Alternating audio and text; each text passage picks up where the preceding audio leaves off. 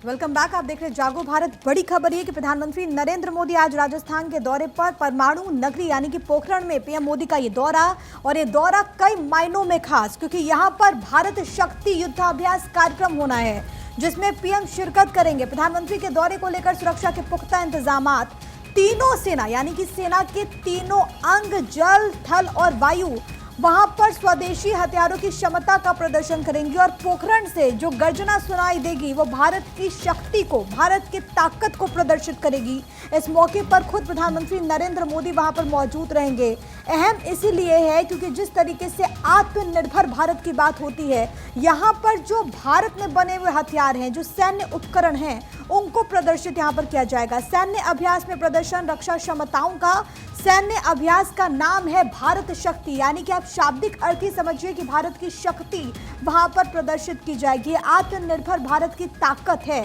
सैन्य अभ्यास में प्रदर्शन विकसित हथियारों का होगा। इसके अलावा क्यों हर खतरे के मुकाबले के लिए हमारी जो सेना है वो पूरी तरीके से तैयार है। कितनी देर का सैन्य अभ्यास? करीब 50 मिनट का सैन्य अभ्यास में शामिल होंगी हमारी तीनों सेनाएं यानी कि जल, थल और वायु सेना। सैन्य अभ्यास में शामिल होंगे मार्कोस और गरुड़ कमांडो। इसके बारे में आपकी टीवी स्क्रीन पर आप एक तरफ देख सकते हैं, और ये बेहद ही खास है। और जब भी इस तरीके का कोई अभ्यास होता है तो वो भारत की ताकत को बयां करता है। लाइट कॉम्बैट एयरक्राफ्ट तेजस, इसके अलावा हल्के लड़ाकू helicopter Prachand, light utility helicopter Dhruv, Pinaka multi barrel rocket launcher नौसेना की, लाइट वेट टॉर्पीडो स्वचालित, इसके अलावा होवित्जर K9 वज्र, अत्याधुनिक ड्रोन, धनुष मिसाइलें, इसके अलावा T-90 टैंक्स। तो ये स्वदेशी हथियार पूरी तरीके से तैयार है और ये भारत की शक्ति को बताती है। T-90 टैंक वहां पर आपको नजर आएंगे। इसके अलावा अर्जुन टैंक, सारंग तोप, UAV सहित रोबोटिक डॉग्स भी आपको वहां पर नजर आएंगे। तो भारत की जो ताकत है आज वो पूरी दुनिया देखेगी, और ये मौका हर किसी भारतवासी को गर्व से भर देने वाला होगा। इसमें आप भारत के जो स्वदेशी हथियार हैं उसको देख पाएंगे, उसकी ताकत को आप महसूस कर पाएंगे, क्योंकि बीते सालों में हम किस तरीके से हथियारों का आधुनिकीकरण हो, किस तरीके से सेना मजबूत हो रही है, वो लगातार देखते आए हैं। लेकिन अब एक देखिए, एक मार्केट के तौर पर, एक बाजार के तौर पर आप देखिए कि हथियारों का निर्माण जिस तरीके से भारत के भीतर हो रहा है और जिस तरीके से उससे ताकत बढ़ी है, आज पोखरण से यानी कि राजस्थान की धरा से वो संदेश भी जाएगा, परमाणु नगरी से वो संदेश भी जाएगा, और इस मौके पर खुद प्रधानमंत्री नरेंद्र मोदी पलक मौजूद रहेंगे। बिल्कुल, और जब प्रधानमंत्री मोदी वहां पर पहुंचेंगे तो 50 मिनट तक वहां पर एक बैक टू बैक इसमें गोलीबारी की जाएगी, कोऑर्डिनेशन की एक प्रदर्शनी के तौर पर दिखाया जाएगा। आगे बढ़ेंगे, बड़ी खबर आपको बताएंगे। राजस्थान से सीएए को लेकर बालमुकुंद आचार्य की प्रतिक्रिया सामने आ गई है। ये अच्छा फैसला है, ये उनकी तरफ से कहा गया। लंबे समय से इसकी जरूरत थी। पड़ोसी देश के अल्पसंख्यकों को भारत में न्याय मिलेगा। बांग्लादेशियों और रोहिंग्याओं की घुसपैठ भी इससे रुकेगी। तो सीएए लागू होने के बाद अब प्रतिक्रियाओं का दौर शुरू हो चुका है। प्रतिक्रियाएं सामने आने लगी हैं। बांग्लादेशियों, रोहिंग्याओं को घुसपैठ रुकेगी, ये उनकी तरफ से कहा गया। सीएए को लेकर बालमुकुंद आचार्य ने ये अपनी प्रतिक्रिया दी है, और प्रतिक्रिया देखते हुए इससे अच्छा फैसला बताया है। उन्होंने कहा है कि लंबे समय से इसकी जरूरत थी, अब लेकिन जो पूरी हो चुकी है। लेकिन क्या कुछ इसमें जानना जरूरी है वो आप जान लीजिए। सीएए के तहत भारत के 3 पड़ोसी देश यानी कि पाकिस्तान, अफगानिस्तान और बांग्लादेश, ये तीनों देश धार्मिक आधार पर प्रताड़ित होकर आए। 6 समुदाय जिसमें हिंदू, सिख, बौद्ध, जैन, पारसी और ईसाई हैं, इन लोगों को नागरिकता मिलेगी। कौन कौन से दस्तावेज आपको दिखाने होंगे?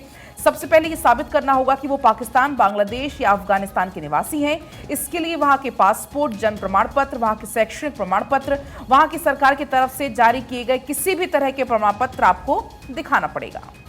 और देखिए, सबके बीच में एक बड़ी जानकारी सामने आ रही। कर्नाटक से बड़ी खबर, जहां पर जयप्रकाश हेगड़े कांग्रेस में शामिल होंगे। आपको बता दें कि पिछड़ा वर्ग आयोग के अध्यक्ष हैं जयप्रकाश हेगड़े, और आज शाम 4 बजे कांग्रेस में शामिल होने जा रहे हैं। तो ये बड़ी जानकारी कर्नाटक से सामने आ रही है, जहां पर जयप्रकाश हेगड़े कांग्रेस में शामिल होने जा रहे हैं।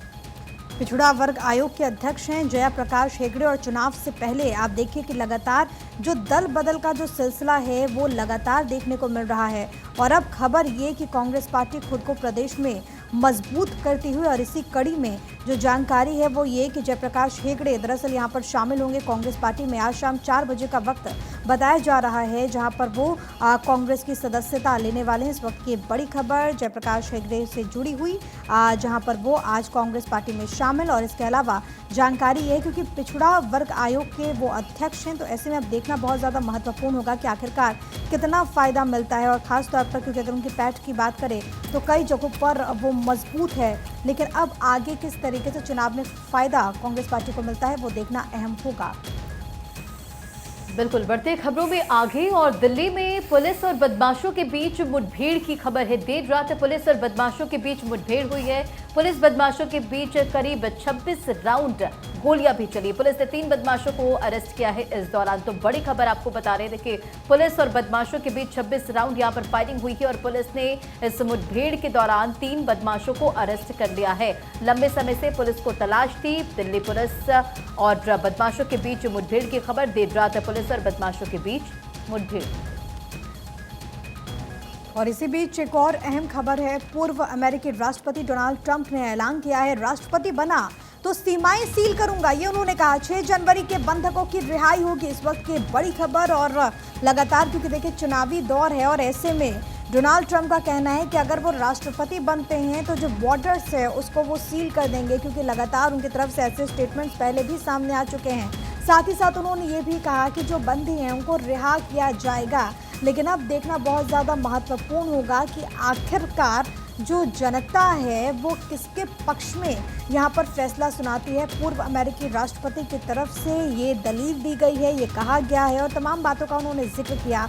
बंधकों की रिहाई का वो वादा कर रहे हैं और साथ ही साथ ये भी कह रहे हैं कि अगर एक बार फिर से उन्हें मौका मिला तो जितने बॉर्डर्स हैं वो उसको सील करने का काम करेंगे। राष्ट्रपति बना तो सीमाएं सील करूंगा, यानी कि क्योंकि देखिए माइग्रेंट्स का जो इशू है वो इस वक्त अमेरिका के जो चुनाव में आप देखेंगे तो वो आपको यहाँ पर नजर आएगा। और इसी कड़ी में अगर खुद डोनाल्ड ट्रंप इस बात को समझ रहे हैं और वो कह रहे हैं तो आप समझिए कि आम जनता के मन में जाहिर है कि ये बात रही होगी, क्योंकि कई मरतबा इस इशू पर पहले भी बहस हो चुकी है। और डोनाल्ड ट्रंप ये कह रहे हैं कि अगर उन्हें एक बार फिर से मौका मिला तो वो बॉर्डर्स को सील करेंगे और इसके खिलाफ एक सख्त जो फैसला है वो यहाँ पर वो लेंगे। इसके अलावा उन्होंने ये भी कहा कि अगर वो एक बार फिर से जीतते हैं तो यहाँ पर जो दूसरी तरफ जो बंधक हैं उनको भी रिहा किया जाएगा, जिनको 6 तारीख को जिनको जो कि यहाँ पर जिनको पकड़ा गया था। और उसको लेकर के डोनाल्ड ट्रंप का ये स्टेटमेंट सामने आया। उन्होंने दरअसल इस पूरे मामले पर ये बताया और ये कहा कि ट्रुथ सोशल पर दरअसल उन्होंने कहा कि अगर मैं राष्ट्रपति बनता हूं तो सबसे पहले अमेरिकी सीमाओं को सील करूंगा। और इसके साथ ही 6 जनवरी 2021 को आपको याद होगा कि कैपिटल हिल पर किस तरीके से हिंसा हुई थी, इसी पूरे मामले में उन्होंने कहा कि हम एक्शन लेंगे और जो बंधक हैं उनको रिहा करेंगे। और अब चलिए आगे बढ़ेंगे, कुछ और खबरों का जिक्र यहाँ पर करेंगे। तमिलनाडु से है, जहां पर 5 NH परियोजनाओं की आधारशिला रखी जाएगी। पीएम मोदी ने परियोजनाओं की आधारशिला यहाँ पर रखी। वीडियो कॉन्फ्रेंस के जरिए यहाँ पर आधारशिला रखी गई। NH 181, NH 32 की सौगात दी गई। तो ये बड़ी जानकारी है तमिलनाडु से, जहां पर 5 नेशनल हाईवेज की आधारशिला यहां पर रखी गई। प्रधानमंत्री मोदी यहां पर सौगात का पिटारा लेकर पहुंचे। प्रधानमंत्री मोदी ने परियोजनाओं की आधारशिला यहां पर रखी। वीडियो कॉन्फ्रेंसिंग के माध्यम से पीएम मोदी जुड़े और तमाम जो परियोजना है उनकी शुरुआत की गई, जिसमें NH 181, NH 32 जिसमें शामिल रहा। तो देखिए तमिलनाडु में 5 NH परियोजनाओं की आधारशिला पीएम के द्वारा रखी गई। लगातार तमाम परियोजनाओं की सौगातों का पिटारा लेकर प्रधानमंत्री अलग अलग राज्यों में पहुंच रहे हैं और इस बात का जिक्र भी किया गया कि बड़े स्तर पर राज्यों का दौरा यहां पर पीएम के द्वारा किया जा रहा है। और कई सारी परियोजनाएं अभी तक, अगर हम जनवरी से लेकर अभी मार्च तक की बात करें तो उसका शिलान्यास उद्घाटन कर दिया गया है प्रधानमंत्री के द्वारा। इसमें नेशनल हाईवेज का भी उद्घाटन शामिल है। पीएम नरेंद्र मोदी ने कई परियोजनाओं की आधारशिला रखी तमिलनाडु में और 5 नेशनल हाईवेज की परियोजनाओं की आधारशिला उनके द्वारा रखी गई। कुल मिलाकर बड़ी सौगात नेशनल हाईवेज के निर्माण को लेकर। दक्षिण रेलवे से आपको बता दें कि पीएम नरेंद्र मोदी करेंगे stall launch. 205 one station one product stall launch PM के द्वारा किया जाएगा। चेन्नई और मैसूर के बीच में एक और वंदे भारत की सौगात मिली और एक और वंदे भारत को दिखाई जाएगी हरी झंडी, जानकारी मिल रही है। कोल्लम और तिरुपति मार्ग पर नई एक्सप्रेस ट्रेन चलाई जाएगी। तो कुल मिलाकर भारत में कनेक्टिविटी के लिहाज से कई सारे प्रोजेक्ट्स की आधारशिला पीएम रखते हुए नजर आ रहे हैं, चाहे वो वंदे भारत के लिहाज से या फिर वो नेशनल हाईवेज के लिहाज से हो। बढ़ते खबरों में आगे, एनएसए अजीत डोभाल मिली इजरायली पीएम नेतन्याहू से। यरूशलेम में हुई दोनों की मुलाकात और जिसकी तस्वीर आपकी स्क्रीन पर, गाजा की ताज़ा स्थिति और मानवीय मदद पर इस दौरान चर्चा हुई है। तो एनएसए अजीत डोभाल ने मुलाकात की है इजरायली पीएम नेतन्याहू से, जिसकी तस्वीर आपके स्क्रीन पर, और गाजा की ताज़ा स्थिति पर और मानवीय मदद को लेकर इन दोनों के बीच बातचीत हुई है। प्रधानमंत्री नेतन्याहू ने एक्स पर पोस्ट भी शेयर किया है। तो यरूशलेम में दोनों की मुलाकात, जिसकी तस्वीर आप अपनी स्क्रीन पर देख रहे हैं। इस दौरान गाजा की ताज़ा स्थिति को लेकर बातचीत हुई, साथ ही साथ वहां पर क्या स्थिति है इसे लेकर दोनों के बीच में मंथन भी हुआ है। यरूशलेम में दोनों की मुलाकात, जिसकी तस्वीर आपके स्क्रीन पर। चलिए आगे बढ़ेंगे, लेकिन उससे पहले ये तस्वीरें हम आपको लगातार दिखा रहे थे जहां पर बेंजामिन नेतन्याहू से मुलाकात हुई। और इस वक्त में जब इजराइल लगातार हमले कर रहा है गाजा पर, उस वक्त में इस मुलाकात के भी कई सारे मायने निकाले जा रहे हैं। आगे बढ़ेंगे, बात करेंगे दिल्ली की। आय से अधिक संपत्ति का पूरा मामला, तमिलनाडु के पूर्व मंत्री की सजा पर सुप्रीम रोक। वरिष्ठ दमुक नेता पोन मुडी की सजा पर रोक लगा दी गई। सुप्रीम कोर्ट में सुनवाई हुई और इसी सुनवाई के दरमियान सजा पर रोक लगाई गई। विधायक के रूप में वापसी का रास्ता अब इसी के साथ क्लियर होता हुआ नजर आ रहा है, लेकिन अब उनका अगला कदम क्या होगा वो देखना होगा। लेकिन इस पूरे मामले में सर्वोच्च अदालत की तरफ से एक बड़ी राहत उन्हें दी गई है। पूर्व मंत्री की सजा पर रोक लगा दी गई। आय से अधिक संपत्ति का ये पूरा मामला था। चलिए और अब आगे बढ़ेंगे, एक और बड़ी खबर इसी बीच आपको बताएंगे। गुंटूर में महिला किसानों को दिए गए 200 ड्रोन। नमो ड्रोन दीदी योजना के तहत ये वितरण हुआ। खेती में आधुनिक तकनीक के उपयोग के लिए ये ड्रोन दिए गए। तो ये बड़ी जानकारी। प्रधानमंत्री मोदी हमेशा से महिलाओं को सशक्त बनाने की बात करते हैं और उसी के तहत महिलाओं को ये ड्रोन सौंपे गए हैं। खेती में आधुनिक तकनीक का उपयोग किया जाएगा और ताकि इससे जो महिलाएं हैं वो सशक्त हो सकेंगी। तो ये देखिए, प्रधानमंत्री मोदी जब यहाँ पर पहुंचे, महिलाओं को ड्रोन दिए। 200 ड्रोन महिलाओं को दिए गए हैं। खेती में आधुनिक तकनीक का उपयोग किया जा सकेगा और इससे निगरानी की जा सकेगी ताकि जो महिलाएं हैं वो आने वाले समय में और भी ज्यादा सशक्त बन सके, आत्मनिर्भर बन सके। अगली खबर आंध्र प्रदेश से। आंध्र प्रदेश में केंद्रीय अर्धसैनिक बल तैनात किए गए हैं। सीएपीएफ को 100 कंपनियां यहां पर सीएपीएफ की तैनात कर दी गई हैं। आंध्र प्रदेश सरकार ने मांगी थी 465 सीएपीएफ कंपनियां। लोकसभा चुनाव करवाने के लिए हुई है तैनाती। तो देखिए, सुरक्षा के लिहाज से पुख्ता इंतजाम। फिलहाल सीएपीएफ की तैनाती कर दी गई है। 100 कंपनियां तैनात की गई हैं। हालांकि आंध्र प्रदेश सरकार के द्वारा 465 कंपनियां मांगी गई थी, लेकिन फिलहाल 100 कंपनियों को सीएपीएफ की लोकसभा चुनावों को करवाने के लिए तैनात कर दिया गया है। आंध्र प्रदेश से यह खबर। बढ़ते खबरों में आगे देखिए, पूर्व सीएम चंद्रबाबू नायडू के खिलाफ चार्जशीट दायर की गई है।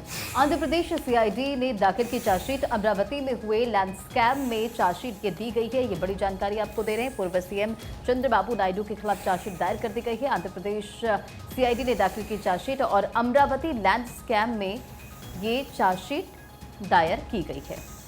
आगे बढ़ेंगे, कर्नाटक हाईकोर्ट का चित्रदुर्ग महंत को राहत से इंकार।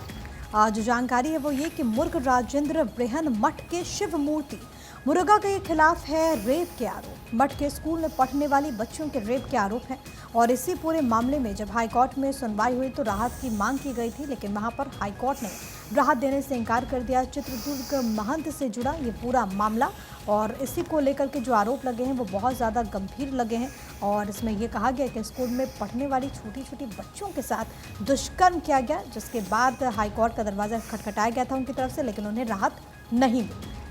और अब चलिए आगे बढ़ेंगे। प्रसिद्ध कार्डियोलॉजिस्ट सीएन मंजुनाथ हो सकते हैं एनडीए कैंडिडेट। ये बड़ी जानकारी है। बेंगलुरु ग्रामीण लोकसभा से मंजुनाथ का नाम जिस सामने आ रहा है उस पर विचार हो रहा है। जेडीएस कर रहा है मंजुनाथ के नाम की पैरवी। कांग्रेस के डीके सुरेश से उनका मुकाबला होगा। तो ये बड़ी जानकारी है। ये एनडीए के कैंडिडेट हो सकते हैं। ये फिलहाल क्योंकि इस नाम पर मंथन चल रहा है। प्रसिद्ध कार्डियोलॉजिस्ट हैं सीएन मंजुनाथ, जिनके नाम पर फिलहाल मंथन चल रहा है। बेंगलुरु ग्रामीण से इनका नाम सामने आ सकता है। जेडीएस कर रहा है मंजुनाथ के नाम की पैरवी। और देखिए, खबरों में बढ़ते हैं आगे। अगली खबर, इनसैट 3DS ने धरती की तस्वीरें लेना शुरू कर दिया है। इनसैट 3DS है इसरो का मीटरोलॉजिक सैटेलाइट और इस सैटेलाइट ने अब तस्वीरें भेजनी और लेनी शुरू कर दी। 17 फरवरी 2024 को किया गया था प्रक्षेपित और अब इसने तस्वीरें भेजनी शुरू कर दी। और उनमें से एक तस्वीर आपकी स्क्रीन पर, तस्वीर आपकी स्क्रीन पर कुल मिलाकर स्पेस की दुनिया में भारत अपना दमखम दिखा रहा है और भारत लगातार न केवल अपने देश को गौरवान्वित करने वाली ये तस्वीरें बल्कि पूरे वर्ल्ड को अगर हम देखें तो उनके लिहाज से तस्वीरें बेहद महत्वपूर्ण। इनसैट 3DS ने धरती की तस्वीरें ली हैं और उन तस्वीरों को इसरो के द्वारा जारी किया गया है। मेट्रोलॉजिस्ट के द्वारा ये जारी किया गया है। 17 फरवरी 2024 को इसको लॉन्च किया गया था। इनसैट 3DS है ये और इसरो का मेट्रोलॉजिकल सैटेलाइट है ये, जो कि तस्वीरें फिलहाल आपकी स्क्रीन पर। बिल्कुल, बढ़ते खबरों में आगे और केरल में सीएए बनेगा बड़ा चुनावी मुद्दा। कांग्रेस और सीपीआईएम अलग अलग निकालेंगे विरोध मार्च और दोनों पार्टियां सीएए को बता रही मुस्लिम विरोधी। देखिए, कानून यानी कि सीएए कानून अब देश भर में लागू हो चुका है और लगातार आपको प्रतिक्रियाएं भी हम बता रहे हैं कि किस तरह से कुछ इस फैसले का स्वागत करते हुए नजर आ रहे हैं तो कुछ विरोध कर रहे हैं। अब देखिए, 2016 में पहली बार लोकसभा में ये विधेयक पेश हुआ था। मोदी सरकार के दूसरे कार्यकाल में 2019 में ये कानून बन पाया और 4 साल के बाद सोमवार को केंद्र सरकार ने इसका नोटिफिकेशन जारी कर दिया है। अब देखिए, केरल में लागू नहीं होगा सीएपी विजयन का ये बयान है और अब अलग अलग जगहों से विरोध प्रदर्शन की भी खबरें सामने आ रही है। हालांकि सुरक्षा व्यवस्था के पुख्ता इंतजाम किए गए हैं और इसको लेकर के चाहे वो कांग्रेस पार्टी हो या फिर हो लेफ्ट, इसको लेकर के लगातार विरोध जाहिर करते हुए और इसी बीच केरल के जो चीफ मिनिस्टर हैं यानी कि पिनराई विजयन, उनकी तरफ से भी कहा गया कि सीए प्रदेश में लागू नहीं होने दिया जाएगा। आगे बढ़ेंगे। केरल के मुख्यमंत्री पिनराई विजयन ने वाइल्ड लाइफ कानून में बदलाव की मांग रखी। कहा कि मौजूदा कानून से आ रही सरकार को दिक्कतें, रिहायशी कॉलोनीज में घुसे जंगली जानवरों को निकालने में होती है समस्या। और बीते रोज तो कई सारी ऐसी घटनाएं सामने आई थी। हमने देखा था कि केरल में हाथी किस तरीके से जो रिहायशी इलाके हैं वहां पर धावा बोलते हुए नजर आए थे, वहां पर चले गए थे, तो इससे स्थानीय लोगों को काफी ज्यादा दिक्कतें हुई थी। अब इस पूरे मामले में केरल के चीफ मिनिस्टर का कहना है कि वाइल्ड लाइफ कानून में चेंजेस होने चाहिए, बदलाव होनी चाहिए, ताकि जो लोग हैं जो कि इन इलाकों में रहते हैं उनको कम से कम यहाँ पर सुरक्षा मिल सके। मौजूदा जो कानून है उससे सरकार को काफी ज्यादा दिक्कतें हो रही हैं। कॉलोनीज में जो रिहायशी इलाके हैं वहां पर जंगली जानवर चले जाते हैं और इसकी वजह से समस्याएं काफी ज्यादा बढ़ जाती हैं। और अब चलिए आगे बढ़ेंगे। एक और बड़ी खबर आपको बताएंगे तेलंगाना से, जहां पर सीएम रेवंत रेड्डी का आरोप है। बीआरएस और बीजेपी पर उन्होंने आरोप लगाया है इंदिरम्मा राज्यम को अस्थिर करने की साजिश का आरोप उनके द्वारा यहां पर लगाया गया। तो ये बड़ी जानकारी तेलंगाना से, जहां पर सीएम रेवंत रेड्डी ने साजिश का आरोप लगाया है। आपको बता दें, बीआरएस और बीजेपी पर ये उनके द्वारा आरोप लगाया गया। इंदिरम्मा राज्यम को अस्थिर करने का आरोप सीएम रेवंत रेड्डी की तरफ से लगाया गया। और इस बीच बढ़ते हैं आगे। तेलंगाना के मुख्यमंत्री ने की पूजा अर्चना और तस्वीर आई सामने। यादगिरिगुट्टा मंदिर में ब्रह्मोत्सव में भाग उनके द्वारा लिया गया। पूजा अर्चना उनके द्वारा की गई। पदभार संभालने के बाद में उनका ये पहला दौरा रहा जहां पर मंदिर में उनके द्वारा पूजा अर्चना की गई। आपको बता दें कि मुख्यमंत्री के द्वारा अपने राज्य के वासियों के लिए कामना भी यहाँ पर की गई। बढ़ते खबरों में आगे, प्रधानमंत्री मोदी ने तालासेरी माहे 6 लेन हाईवे का उद्घाटन किया और कन्नूर के वटकरा को ये हाईवे जो है वो जोड़ेगी और बीजेपी और एलडीएफ दोनों ले रहे हैं इस प्रोजेक्ट का श्रेय। तो देखिए, आगामी लोकसभा चुनाव से पहले प्रधानमंत्री नरेंद्र मोदी कई राज्यों के दौरे पर रह रहे हैं और इसी बीच कई परियोजनाओं का शिलान्यास उद्घाटन कर रहे हैं। ये खबर आपको बता रहे, प्रधानमंत्री नरेंद्र मोदी तालासेरी माहे हाईवे का उन्होंने उद्घाटन किया और कन्नूर से बटकारा को ये जोड़ेगी, लेकिन बीजेपी और एलडीएफ दोनों ले रहे इस प्रोजेक्ट का श्रेय। आगे बढ़ेंगे। तुषार वेलापल्ली ने अपनी उम्मीदवारी के लिए शर्त रख दी है। वेलापल्ली ने रबड़ की खरीद के दाम कम से कम 250 रुपए प्रति किलो करने की मांग रखी। मांग पूरी होने पर ही सेंट्रल रावणकोर से लोकसभा के लिए खड़े होने की उन्होंने बात कही है। भारत धर्म जान सेना के अध्यक्ष हैं तुषार वेलापल्ली और उनकी तरफ से ये मांग की गई है। दरअसल ये जनसेना है जिनकी तरफ से कैंडिडेट को लेकर के उन्होंने कहा कि उनकी कुछ शर्तें हैं, अगर ये मान ली जाए तब उसके बाद वो वहाँ पर कैंडिडेट बनने के लिए रेडी है। और अब चलिए आगे बढ़ेंगे। एक और बड़ी खबर आपको बताएं कि म्यूचुअल फंड्स में महिला निवेशकों की संख्या बढ़ी है। 15% से बढ़कर यह अब 21% हो गई महिलाओं की भागीदारी। भारत में म्यूचुअल फंड कारोबार 50 लाख करोड़ का हो गया है। तो ये बड़ी जानकारी है।